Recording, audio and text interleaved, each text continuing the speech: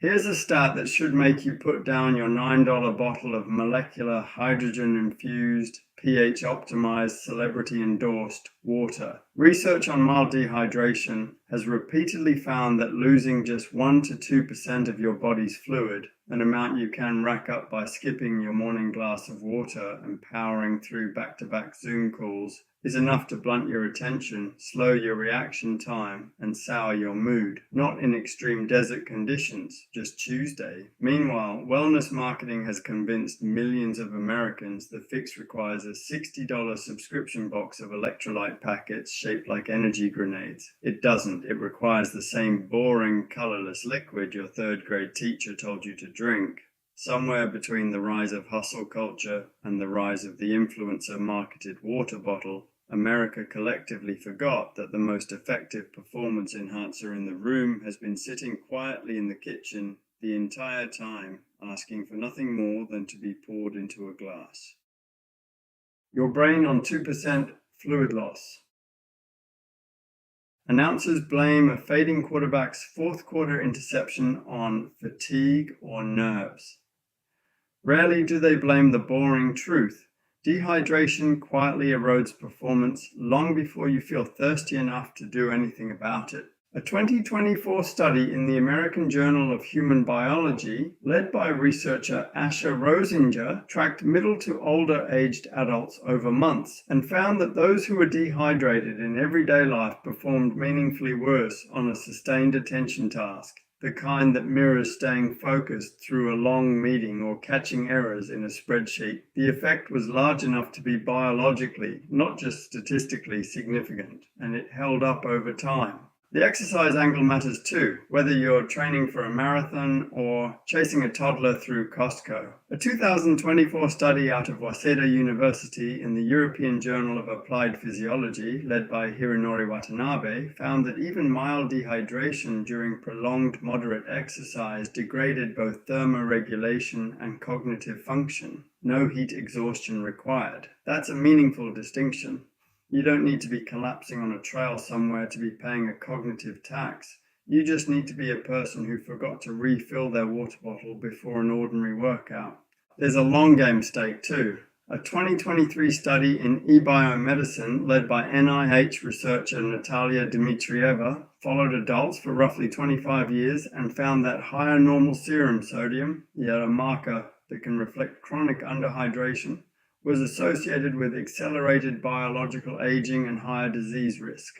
It's observational, not proof that drinking more water extends your life, and the researchers were careful about that. But it turns a short-term nuisance into a long-term stake, the kind of finding that reframes a glass of water from nice to have to quietly compounding decade after decade. Water isn't a wellness accessory. It's a free, side effect-free lever that measurably moves attention, mood, and possibly long-term cellular aging. No supplement stack required. And unlike most performance interventions people pay good money for, it comes with zero downside risk, 0 calories, and 0 chance of a sketchy ingredient label. The Great Hydration Con.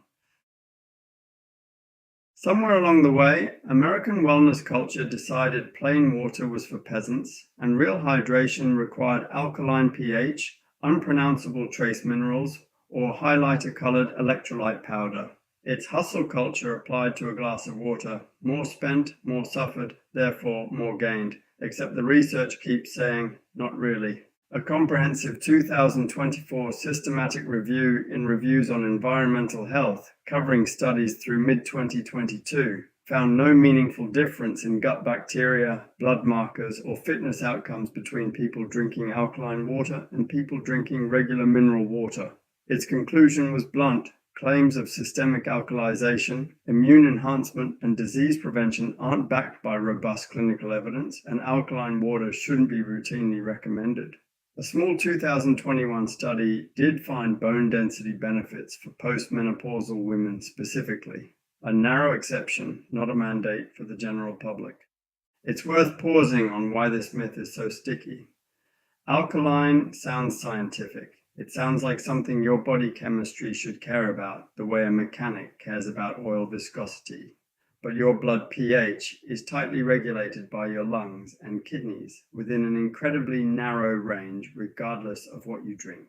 No beverage, however expensive, is going to override that regulation, and if it somehow could, that would be a medical emergency, not a wellness win. The marketing borrows the language of chemistry to sell a placebo with a price tag. Electrolyte drinks get the same reality check. A 2023 systematic review in Nutrients, led by Constanza Munoz-Urtubia, examined sports drinks and healthy behavior, echoing what Harvard's T.H. Chan School of Public Health has said for years. Unless you're sweating through more than an hour of intense exercise, plain water plus a normal meal does the job. A banana and pretzels replace what a 35-minute jog cost you, just as well as a $4 powder packet, cheaper and without the added sugar. This is the wellness industry's favorite move. Take something real, dehydration is bad, electrolytes matter, and upsell it into something expensive. You need this specific proprietary blend, ideally on subscription. It's the same trick as convincing someone they need a $200 recovery gadget to do what a good night's sleep already does for free. The science isn't saying hydration doesn't matter. It's saying the fanciest version of it usually isn't doing anything you're forced it wasn't already doing. Water, the ultimate shadow operator. Water never asked for credit. No slick ad campaign, no shirtless founder podcasting about fluid stack optimization. It just works, like the offensive lineman who never touches the ball, but is the entire reason the quarterback stays upright. Roughly 60% of your body is water, and it's the medium for nearly every metabolic reaction you have. Delivering nutrients, hauling out waste, cushioning joints and brain, regulating temperature, maintaining the blood volume your heart needs to push oxygen to your muscles and prefrontal cortex. A 2024 randomized crossover trial in metabolites, led by Janis Scharbauer at the University of Bayreuth, found that isotonic fluids expand plasma volume within about an hour. Plain sugary drinks don't reliably do the same. When you're underhydrated, blood thickens, plasma volume drops, and your heart works harder for the same oxygen delivery. That's mechanical, not metaphorical. Zoom into the cell itself, and the sodium-potassium pump, the protein that shoves sodium out and potassium in to maintain osmotic balance, is one of your body's single biggest energy expenses. Some estimates put it at a fifth to a third of resting metabolism. Dehydration makes that job harder, and the same osmotic stress disrupts the ion gradients your mitochondria need to efficiently produce energy. Dmitrieva's aging research ties this directly to the long game. Chronic low-grade cellular dehydration may force cells to operate in a persistently suboptimal state for decades.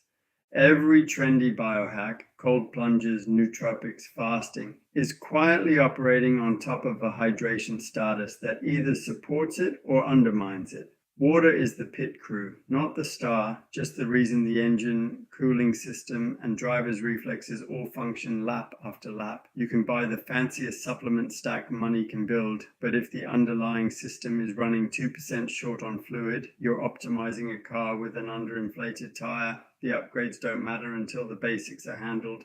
None of this requires memorizing physiology textbook vocabulary. The point is simply that brain fog isn't some vague, in-your-head sensation. It's a plasma volume problem, a cell membrane problem, and a mitochondrial problem, all traceable back to a molecule you can get for free out of a tap. No supplement fixes a plasma volume shortfall faster than plasma volume's actual raw ingredient. Every hack the wellness industry sells you is, at best, a fine-tuning adjustment on top of a system that only runs properly when the basics are covered first.